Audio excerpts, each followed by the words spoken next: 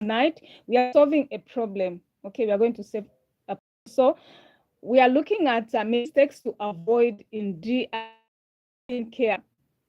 It's my prayer that my network won't fail me, because at first I had gone live and the network kept on breaking. Okay, so of course tonight, like I've said, we are solving a problem. So before we get right into our video, I just want to talk about our 6-day global hair challenge. Friends, like time flies. We can't believe that we are almost, actually we are just remaining with 7 days in our 60-day global hair challenge. So it's been an exciting journey, and in most cases, I always say that many of us, we struggle when it comes to consistent. Okay, so we thank God that we've come this far by faith. I appreciate you so much, my beautiful friends, for coming to watch Cassia Naturals. Just tell me where you're watching us from, my beautiful friends. So at first I had gone live, but my network was failing me. So of course there are millions of videos on DIY. So DIY simply means that do it yourself, okay? Do it yourself. So there are millions of videos on skincare, hair care, okay? And in many videos, people actually make a lot of mistakes, okay? Many people make a lot of mistakes. So I'm here to fix those mistakes. So if you're somebody who's into a crafting or making your own body butters, skincare, hair care products, I'm here like to remedy the mistakes that we usually make from the layman person. Like most of us, we make our own products, right? We make our own products. But it is very important, like, to invest into courses or knowledge on how to make your own products, okay? So initially, I developed interest 3 to 5 years ago. Sometimes when I remember at some point when I was in university, sometimes I would get bored and start watching some videos. Then I'm one person like who loved just experimenting and doing my own things, being innovative. I decided to start making my own products. Okay, and I even did some short courses in science formulation. Well, thank you so much for giving this video a big thumbs up. I appreciate you so much, my beautiful friends. So, many people make a lot of mistakes when it comes to DIY skincare and hair products. Okay, so DIY simply means do it yourself. So if you're somebody who has made, or maybe at some point you made your own hair conditioner, or maybe just a hairspray, comment in the chat section below. I'd love to hear from you, my beautiful friends.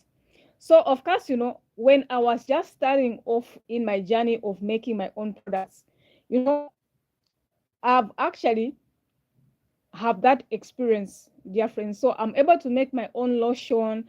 I'm able to make my own facial moisturizer. I'm able to make my own shampoos. Like in most cases, the products that I use, actually, I just make them myself because I know what is going in my products. Because most of the products, actually, they contain toxic ingredients. Okay, so if you are somebody, probably you want to embark on this journey of making your own products, I'm here to help you so that we can avoid the mistakes that are done actually in DIY skincare and hair care. So like I mentioned, friends, when you go to YouTube, Instagram, Pinterest, you'd find thousands, millions of videos on skincare and hair care, like DIY products. And in most cases, many of those products, they don't contain preservatives. They don't actually measure the pH. So we are going to dive right into what mistakes and what you need to do if you're somebody who wants to embark on this journey, or if you're somebody who has started this journey of making your own products. Okay, so of course, when I just started, like, I also made some mistakes. So you don't have to be afraid of mistakes. Mistakes are actually a learning process. Okay, so don't be scared about making mistakes when making your own products in the comfort of your home. So, I remember I made a shampoo and it separated. It wasn't thick, it wasn't homogenized, and I felt disappointed. So initially, after hours, it separated. And I'm going to share with you exactly. We are going to do a demo, my friends. So just stick until to the end of this video. So, it's separated and actually it smelled bad, So if you have just joined us, my beautiful friends, tonight we are talking about mistakes to avoid in DIY hair and skincare products. Okay, so if you're somebody who has made your own products at home, just comment in the chat section below. I would love to hear from you. So of course, you know what? When I made that product, the smell wasn't as good as I had wanted, and there was separation. Okay, there was separation. I'm going to demonstrate exactly what I mean by this. Okay, so of course, if I'm somebody who loves making products like skincare, hair care products, and that side hustle actually has helped me, because I know exactly what is going in my products. I don't put toxic ingredients in my products. Okay, so of course, you know what, friends, like I felt disappointed, and knowing what to do, like when you are informed, actually you make better choices. Okay, when you have the knowledge, you are going to save time, you save your money and your skin, because those products actually which are not crafted in a standard way, they can irritate your skin. I've seen some people using soda on their face. I've seen some people using lemon on their face, and some people, like, their skin gets irritated. So knowledge is power. So tonight we are going to dive into what you need to know exactly. Okay, and I'm so passionate, my beautiful friends, like to share with you this very important information. So we are going to go through the most common mistakes makers that are actually found in natural skincare, like making your own products at home. Like, there are a lot of mistakes which people make. So, friends, like, I'm so passionate sharing with you this information. Cassia Naturals is growing, so I'm giving back to my beautiful community. Okay, so if you so what I'm going to do, like, I'm going to tell you the common mistakes. We are going to go through the common mistakes that makers actually make for those who make DIY products. Okay, so DIY simply means do it yourself. If you're somebody who make your own products at home, then you need to hear this information. It is very, very important. Okay, so if you have ever made a product at home, comment in the chat section below, my beautiful friends. I would love to hear from you. So if you are here to make safe, beautiful DIY, you are in the right place. Okay, you are in the right place, and I'm glad you joined us. So, actually, a product, if it's not made in a standard way, it can irritate your skin. It can irritate your skin. So mistake number one is wrong, no preservatives. Millions of videos that I've seen, and I've watched many videos on DIY, like most of them, they skip a preservative. So, the moment you start working with water, I have my distilled water here. The moment you add your water to a product, it means that it requires a preservative. So water plus ingredients is equal to growth ground for microbes. So if you add water, like if you use aloe in your products, or maybe you use maybe infused waters, like if botanical waters, then you need a preservative, because if you don't do that, then you are inviting microbials in your products. Molds and bacteria will start crawling in your products, my beautiful friends. Okay, so you must use an appropriate preservative. It's very important to use an appropriate preservative. So of course, I always share with you like the type of preservatives that we use. Of course, maybe if you are afraid to use preservatives because of probably maybe they might contain synthetic products, there are natural alternatives. There are natural alternatives which you can use. Like for instance, you can use Lisudo, okay, Gemoplus. Okay, so there are a lot of varieties you can choose from natural ingredients.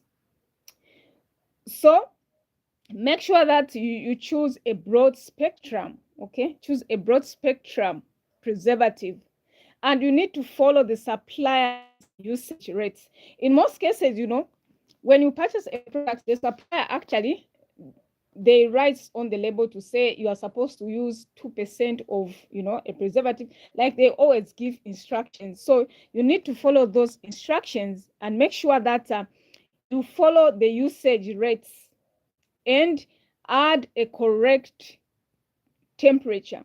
So temperature is very important. So mistake number two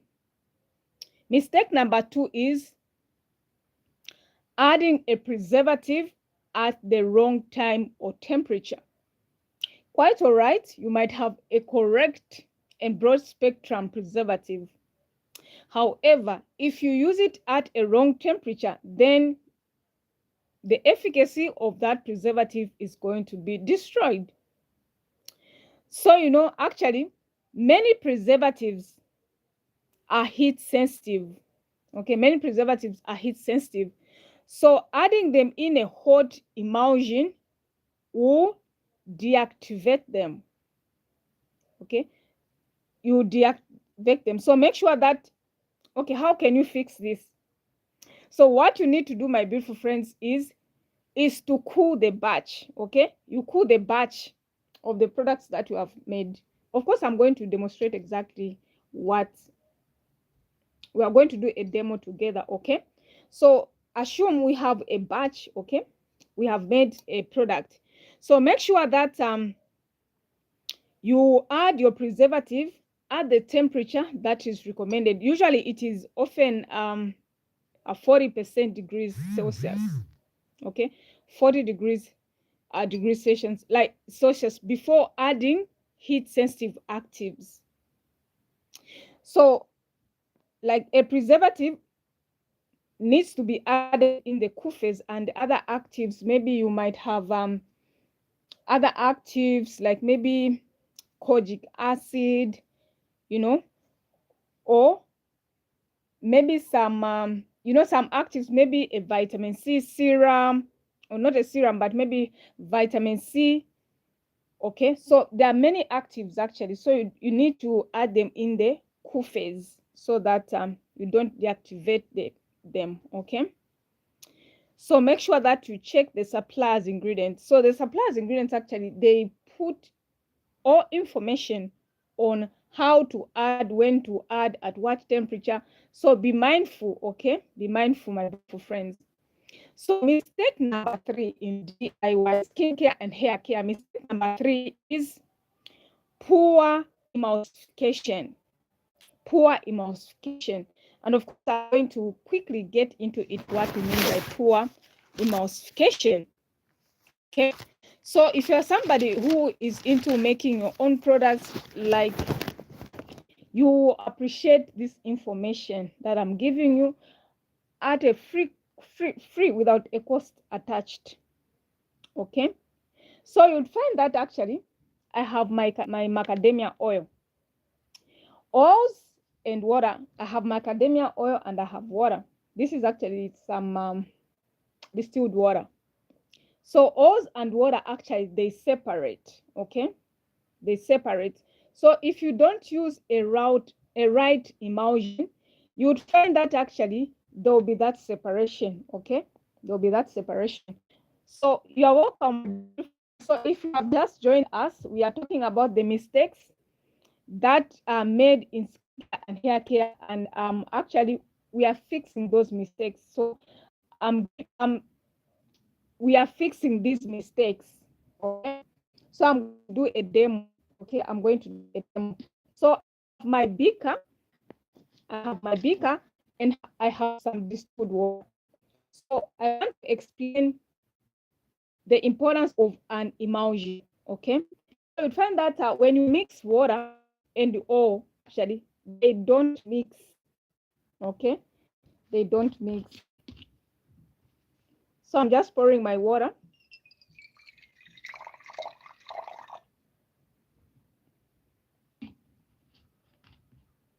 And we are going to add some macadamia oil. Okay, so you can choose any oil. This is just for demo processes, my friends. So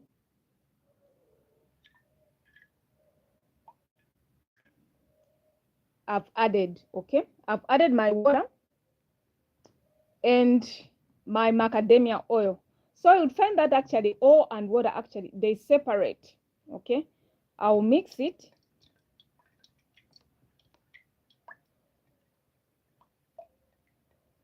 Okay, so I'm using a spatula mixing, my beautiful friends.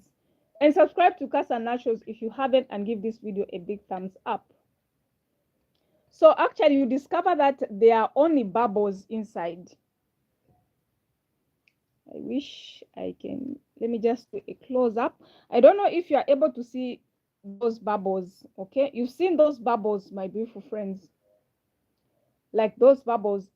It means that oil and water actually they don't mix.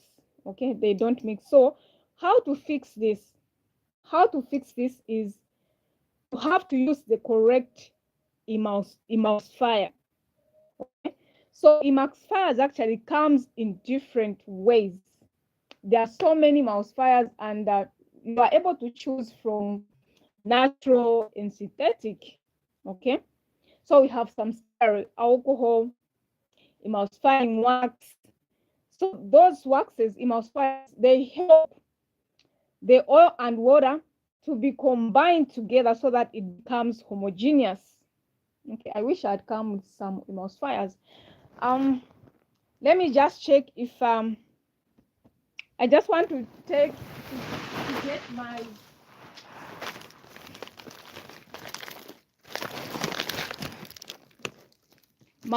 emulsifier, my beautiful friends. I was getting my emulsifier. So this is an example of an emulsifier. So an emulsifier, this is actually dihydroammonium chloride. Okay, so this one actually it helps like the water and the oil to come together. Okay, I hope I'll be able to open. Like friends, it's been long ever since I made my own products. You know, life happens.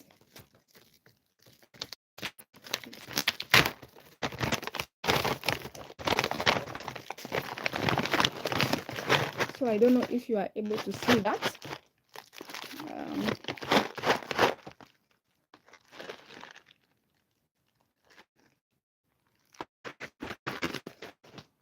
So like that is how they look like. That is how they look like. So emulsifiers actually come in different types. Okay, so they help like the product to be homogenized, because water and oil, we just mix our water and oil, like they don't mix. So you need an emulsifier.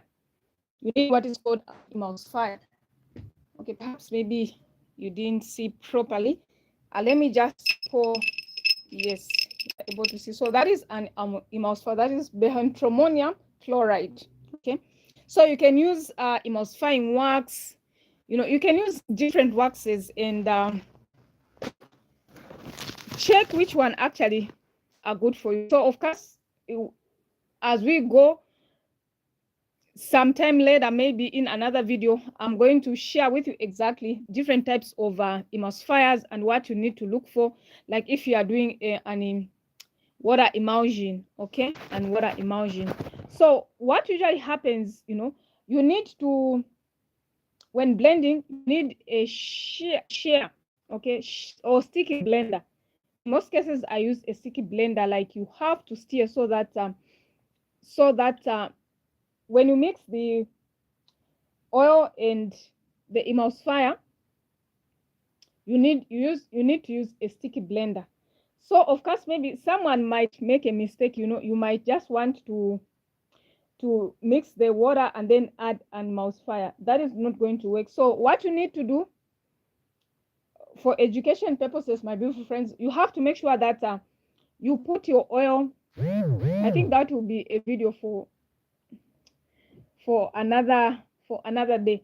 So you start with the oil phase. Okay, so the oil phase, you start with some oils, some emulsifiers, some shea butter, okay, and then some water in a separate beaker, okay, in a separate beaker.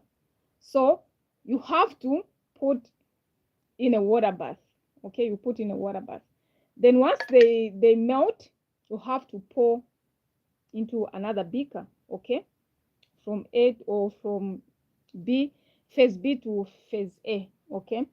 Of course, I've done quite a number of DIY products. Like I started formulating like in 2022, my beautiful friends. So I have some of the videos that I've done making you a deep conditioner, how to make a shampoo. Like you can check those videos out. Okay, so make sure that you use a sheer sticky blender when blending. Okay, so mistake number 4 is skipping pH. I was supposed to come with some pH strips. Unfortunately, I haven't come with the pH strips. So you need some pH strips. Many DIYs, like they skip pH strips, they skip emulsifiers, they skip preservatives, which are very critical in making products. So whether you are making your own products at home, don't make these mistakes, my beautiful friends, okay? You have to follow a higher standard. You have to follow a higher standard. But of course, we are going to go, I'll talk about later in that video about high standard, what you need to do, like sanitizing your bowls or your beakers, okay, and what products you need to use, okay. So preservatives actually work actually in specific pH. So pH simply means the alkalinity of a product, okay, the alkalinity of the products. So pH, like we have to measure the pH because for the skin and for the hair, we need about a 5.5 pH, which is very normal because it's not going to irritate the skin and it's not going to irritate your scalp. So pH is very important. Okay, so if the pH is wrong, a product actually can irritate. Okay, a product can irritate and may actually be ineffective. Okay, so how to fix that? Make sure that you always measure the pH of the product. Okay, measure the pH of your products, my beautiful friends, and adjust. Like I think I did a video on how you can actually adjust the pH. Okay, in most cases, like when you want to adjust the pH of the product, you will find that maybe the product, when you measure, maybe the 10, 8, that is, it's for the skin because the skin is going to be irritated. So you need to lower the pH. So you need to use citric acid. In most cases, I use citric acid to adjust the pH. Some people, they use sodium bicarbonates to lower the pH, but of course, they we have different kinds of cosmetic products that we need to adjust the pH.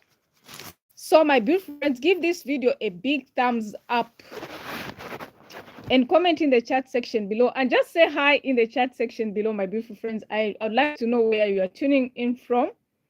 Okay, I'd like to know where you're tuning from, and if you have tried making your own product, I'll be glad if you share in the chat section. Okay, so mistake number 5 in DIY skincare and hair care is contamination and poor hygiene, contamination and poor hygiene.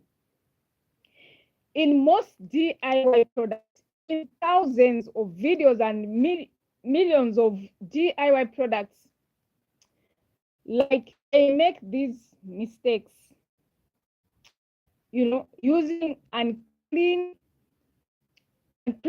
utensils, okay, or using open jars,